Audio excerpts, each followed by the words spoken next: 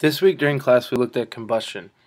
To do this, we used pop cans, pop bottles, a combustible substance, and fire to light the substance. So what we tried to do is make rockets out of the pop can and pop bottles. Unfortunately, and during our group, we did not get it to work during the guided inquiry. So going into the open inquiry, we decided to try to just make it work. Some of our methods to make it work, we tried using different bottles, different fits for the apparatus, and the different combustible substances. This really turned into multiple inquiries for us. We looked at how volume affects the consistency and the height that the bottle can go, and we've found some interesting answers to our questions. And then we looked at the best combustible substance with what we had. We tried three different substances: methyl alcohol, butane, aerosol, and we even tried gasoline once.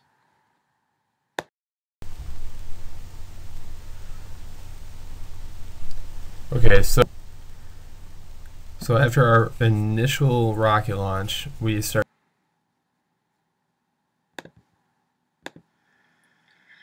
Alright, so just to sum up our findings and some further investigations, as far as the volume of the container is concerned, we think that the larger volume of the soda bottle allowed for better oxygenation of the combustion reaction, and that's why it was more explosive and more powerful, and provided a better liftoff.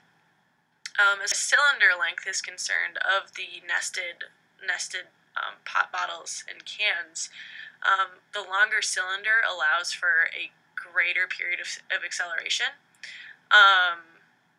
And as far as the fit is concerned between the nested pop bottle and the can, it needs to be very snug for an effective launch, but not so tight that it is not able to launch and slide past one another, because if not, it would create a bomb or just not go off at all. So at one point in our experiment, we accidentally melted the plastic of the outer soda bottle, and then it was just too tight and wouldn't launch anymore. So we found that out by trial and error.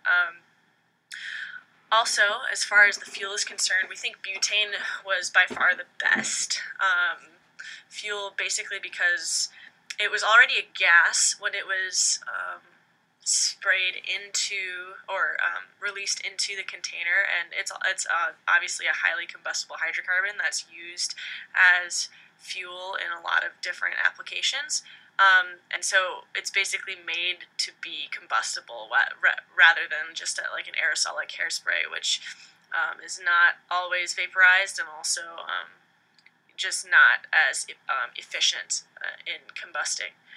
Other factors that affected our experiment was the temperature outside. We think that if it was warmer out, we probably would have had even more effective and impressive launches. And also the weight of the different materials we were using. Using the bucket in the very beginning of our investigation, it was the cotton candy bucket. It was rather heavy, and so it probably didn't launch as high as it could if we had used a more lightweight and possibly aerodynamic material for the rocket itself. So that's about it. Thanks.